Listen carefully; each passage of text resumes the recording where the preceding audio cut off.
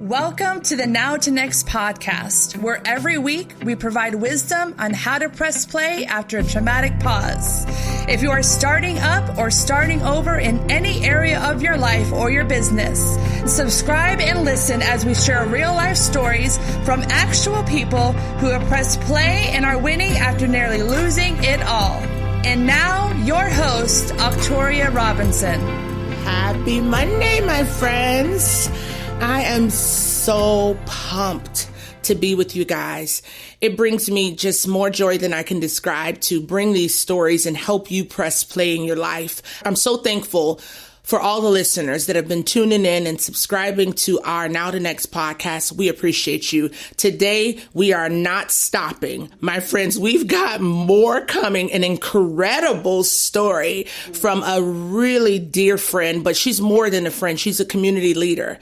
She is an influencer. She is a connector. She is a gatherer. She is just one awesome author, motivational speaker, and I could honestly continue on, but I'll let Jorgie introduce herself, guys. So welcome, Jorgie. Thank you for having me, Octoria. And I'm so excited to be on this Now to Next journey with you.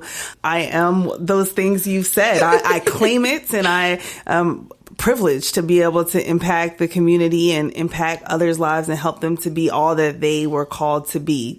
So I'm Jorgie Franks Bell, and again, it's a privilege to be with you today. Wow. So what would you like to share with our listeners about yourself? We try to use this point to help you connect because you've got so much to give, but we like for our listeners to get to know the people that we bring on to interview. Absolutely. Well, I am that girl. I'm that bubbly, fiery, excited, optimistic. The glass is absolutely half full in my life. And, it kind of makes me really enjoy the journey that I've had, 37 years of life, being able to travel as a national touring speaker and just say, I'm a speaker. I love to be in the front and just shine, and I encourage other people to do that too, live in their gifts. My father is a pastor, which has definitely impacted my life since I was a little kid, knocking on doors, telling people about Jesus, passion firing out of my life and my heart. And that's been my journey. And, in my life, I kind of just believe that there was going to be greatness. Wow. Just a great life. So you said something that just triggered a question leading into this whole journey of trauma. You said you just believe that there was. Expressing that there's a potential that something may have entered into your life at some point that caused you to question the potential of this greatness coming about in your life. Would you care to share what that might have been in your life? Yes. So in my life, I believe that the traumatic experience that I went through was divorce. It journeyed from very optimistically thinking that all marriages work. Yeah. Like my parents were married 35 years. My grandparents over 50 years. What do you mean? Marriages fail? So when I went into my marriage, I just assumed that marriages last forever. And I think it was naive. Maybe I didn't do enough research. I don't know what went wrong, but it went wrong. And actually caught myself in probably like the first year getting pregnant with my firstborn daughter. And not long after my daughter being born, finding out that my husband at the time was having an affair. Wow. And it rocked my world. Wow. It seemed like that did a little bit more than rocking your world. It rocked the very foundation that you understood relationships on that level to operate out of. Right. You have this whole pedigree of history in marriage throughout your family where it just worked. Right. How did you, as a human being, just as a woman, how did you process that?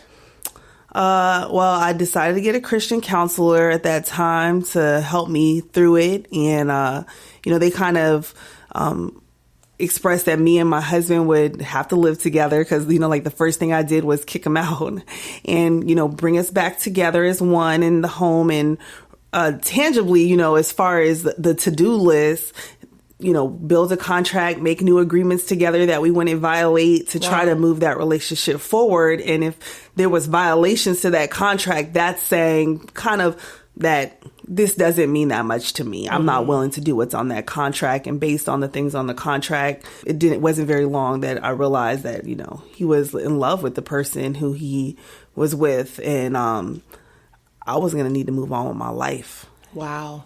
Now I'm going to go deep here with this next question.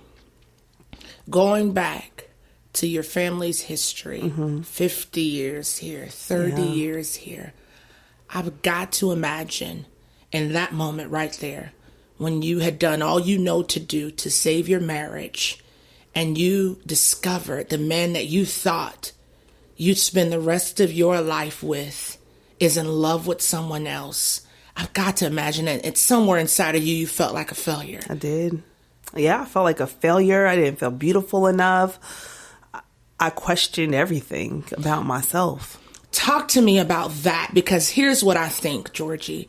There is someone out here listening today who is right where you were, and they are feeling that way. I mean, it's drowning out any truth that they once believed about themselves. It's gone. It's in the abyss of pain, the abyss of disappointment, the abyss of discouragement, the abyss of hopelessness. Talk to me about how Jorgie felt. And I mean, get as raw as you possibly can, because they're out there. There's a listener out there today that is needing to reach up and grab a lasso of hope and be able to press play and move forward. Yeah, it was anger, a lot of anger, a lot of trying to dress myself up and feel beautiful again, even knowing that beauty comes from within. It didn't matter. I wanted to look beautiful on the external look, like, why doesn't he want me? And then for the anger, it kind of showed up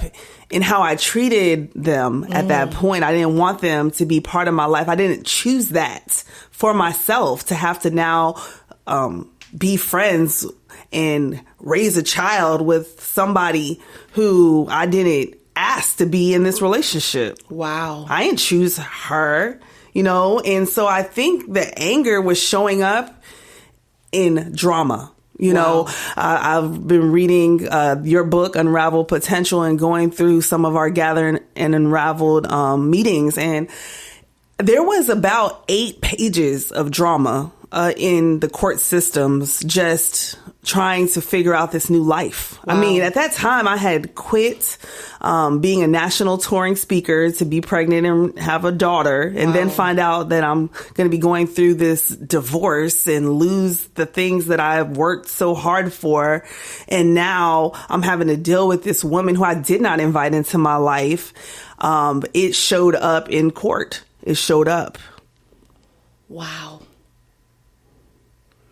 As I listen to you, Jorgie, I think about also the level of rejection you must have felt. You put your entire personal goals on hold to become a wife, to become a mother, to invest in your relationship. And again, you find yourself to this place where the man that made a covenant, made an agreement before God and others to love you until you guys were not here anymore, has moved on emotionally and is ready to move on physically. How did you process that rejection and redeem just love for yourself as a human being? I felt that I was handling it well. I mean, I was rejected, but I went home. I lived with my parents. I built a support system around myself and my children to move forward. When you think you're handling things well, sometimes your body isn't. And literally my hair was falling out. I was gaining weight. I was rejected by him and her in this case. And then my body took a toll.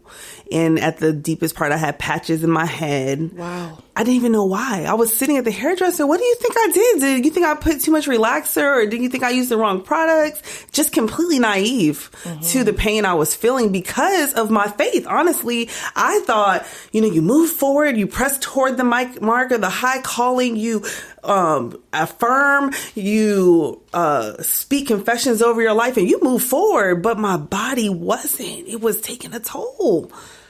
Whew, you just hit something, honey. Come on. That I have to go deeper in. Please do. Is it possible as a person of faith to walk through something like that and still have faith while feeling?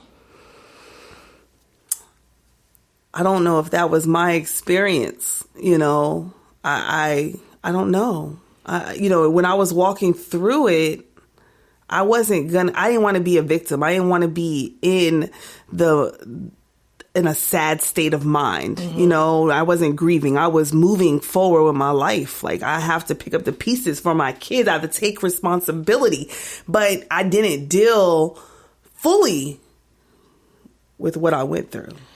So being a woman of faith as well, I can totally bear witness with that whole mindset. Right. Never being married, having to face that, but having that same headspace of what it needs to look like in my life in order to be eligible to be a believer in a certain capacity. Right. But what I have discovered, Jorgie, is this, that having faith and getting healed from trauma is not an illusion, but it's a process. A process. And if I treat it like an illusion, then I'll live in the dissolution of actually what is going on.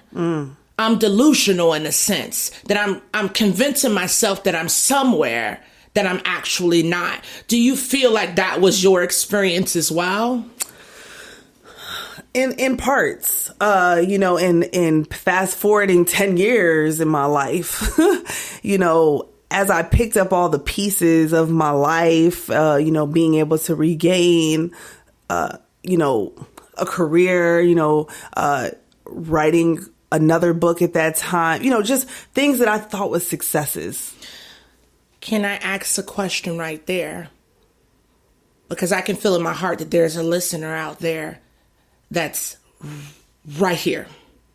And it looks like it's a billion pieces in front of them. Nothing remotely resembles what they thought their life would be like today. They're losing their marriage. Yeah. Feel like they're losing their sanity. Yeah. Their family and what they thought was their whole connection and community is not once what it was. And they feel like it's too many pieces. There's no way. I don't have enough hands. I don't have enough heart. I don't have enough anything to gather all these pieces and make it anything again. How would you encourage them, being that with that statement that you say, I'm fast forwarding and now picking back the pieces up? They're right there. They feel like they don't have enough fingers or hands or arms to pick up all the pieces that divorce has come in and hit their life with. Right. What would you say to them? Take baby steps, take baby steps forward. I mean, like you said, it's a process. It's not going to be an overnight aha sometimes.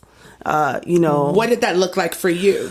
For me, it took going from $80,000 a year to $35,000 a year in a call center. And then, moving home with my parents. Going through bankruptcy, losing everything that was a car, anything that was stuff. Meant nothing at that time. And building back up your credit, taking a secured credit from the bank for $300 to start building your credit back up. And it took, now I'm at the call center that I've been at for a couple years, and now I'm the manager of the team.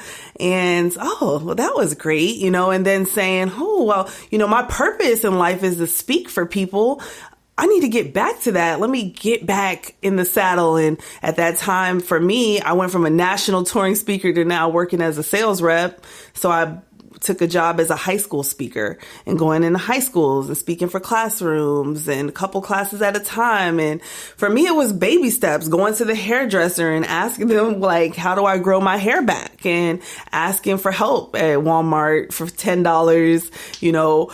And when this started, I had a stylist, you know, I had people picking out my clothes. I was doing photo shoots, but I had to humble myself and kind of go back. But I think at that time, you know what? I had this thought that, okay, well now, and this is where you start damaging your own self, is you say, I said to myself, well, I'm not going to get too big because I'd rather stay humble and low. Wow. So that way, if I fall, it won't hurt. So I'll just stay low and stay small and not at that time live my full potential. That's amazing. Because I feel like right there, that part you just said, for our listeners that are trying to recover, trying to restore, attempting to create a new normal, they're right there. Yeah. Well, I felt like when I gave everything my all, this blow hit me and just about took me out. Yeah. And ain't no way on this planet, excuse my grammar, but there ain't no way on this planet I am going to go there again. I refuse to ever jeopardize feeling that level of disappointment, pain, heartache, etc. I'm gonna just stay down here. Stay low. I'm not gonna strive for anything high. I'm not gonna go and invest in any type of relationship. I'm not gonna do any of those things anymore. Right. I feel like you're a voice to them today, yes. Jorgie. And I want you to think even deeper. You've shared so much great things already, and I appreciate it. But there's a person, it could be a male or a female, listening right this moment. They're right where you were in your absolute darkest moment. You have kids that were affected by this. You have finances that were affected by this. Yeah. Your whole name, face, Yeah. livelihood, the list could go on. Court records. Yes. Court records. Was affected by this. They're right there. You're past there. Yeah. They're right now. So if you could reminisce on that dark moment when you found the inner strength after all the cards had been handed out and you had to deal with them. He's moved on. He doesn't want to be with you. He's with someone else that you didn't invite into this whole circle. They have to be a part of your life for the rest of your life. You're back at home with your parents. You can't do what you once did before. You have to humble yourself and do something you never made a real plan for, but you have to do it to create a new normal that's going to be healthy. You're trying to find yourself, love yourself, value yourself, all in the midst of processing all of this. And it's a lot. They're right there. Jorgie, what would you say to them right now to encourage them to press play, even though trauma has caused them to pause? It could be for a month or several years. They've been on pause. What would you say to them right now? Woo. Well, in the relationship of the family, learn to love. Learn what love really is, because when you look at love and not keeping a record of all the wrong and not keeping track of everything that happened, even though the court system is, but being able to move forward with love. And sometimes you might have to pull in an expert to help that happen. You know, if you're not fully able to do it on your own, like a mediator, a pastor, someone you trust to be impartial, and in your own life, for your own, just be aware, be aware of all the things that are stuck. Because in my life, I thought I was moving forward with it, but there were places that were stuck that I wasn't paying attention to. And, you know, it was 10 years before I realized what those things were. Mm-hmm. So pay attention to those things. Wow. It sounds like paying attention is a big deal. Yeah. Paying in the attention. Healing process. Yes. And the moving forward. You cannot restore what you ignore. I felt like that's what I gathered from what you said. Yes. So with our listeners that are out there today, friends, you cannot restore what you ignore. You have to be willing to deal with how deep what you've walked through or are walking through has affected you. Ignoring it will not lead to you overcoming it. You have to deal with it. Jorgie, you've got so many tools out there that I feel like are essential to helping people rebuild and to create a new normal. Can you share with us a little bit about those tools and how people can obtain a copy of it or connect with you? Absolutely. You can buy my book off of Amazon.com, You Go Girl. You can follow me on Facebook, Twitter, Instagram, and you can always email me personally at georgiefranksbell.com. But I challenge you, ask yourself the question, what was my life like before this happened? And sometimes, as in my case, I realized I was completely stuck in certain areas of my life. And moving forward is paying attention, paying attention to those details. And when I realized that I was stuck, I said, oh, no, I won't be stuck. And then I wanted to live bold again. And that's been a whole new process that's taken me over a year. It's not easy. Mm-hmm. So I guess I'll have to come back and tell you how that goes. Definitely. We will for sure have Jorgie back. I'm sure, listeners, you've enjoyed our interview today with Jorgie. And again, wherever you are, we get it. Yeah. We understand it's real. We're not minimizing what you've had to walk through to accept what you're walking through. What we're saying is that you don't have to remain stuck. No. Even though it feels super, super dark, it's only dark because you keep your eyes closed. My friend has encouraged you today. Open your eyes. I know. Even if you got to crack your eyes, open them and start paying attention. First with you, because you can't help anyone in your family if you don't have what you need. You can't give what you don't have. So if you got to crack your eyes today, tomorrow, this month, the rest of this year, and say, I'm going to pay attention to those things about me. I'm going to get the help that I need in those areas. I'm going to love myself. I'm going to see wholeness in those places. You'll find that it'll be easier. Your eyelids won't be as heavy as they once were. And you can open it up and now see your kids. You can see the people that have been affected by this humongous change. And you can press play, my friends. We believe in you. Yes. We believe in your next. We believe that you are going to press that play. Yes. Grab a copy of Jorgie's You Go Girl book. I'm telling you, I have several. It is going to impact you. She's really gifted in helping you set goals, think outside the box, own your dreams, in spite of what you've walked through. I'm telling you, it's not even a big, huge read. You want to follow her on social media. I'm telling you the ways that she's been able to turn her life into such a powerful direction. You'll look at her and you'll think she hasn't walked through anything. So she's a resource. She's a tool. Connect. Guys, until we connect again, remember, you cannot restore what you choose to ignore. Open your eyes. Pay attention. You'll press play. We believe in you. Good day and have an incredible week. Thank you for tuning into our podcast today. For all things Launch Now, log on to launchnowus.com for info on products, resources, and upcoming events. We are looking forward to connecting with you and enriching your life through our next episode. And remember, you have what it takes to press play.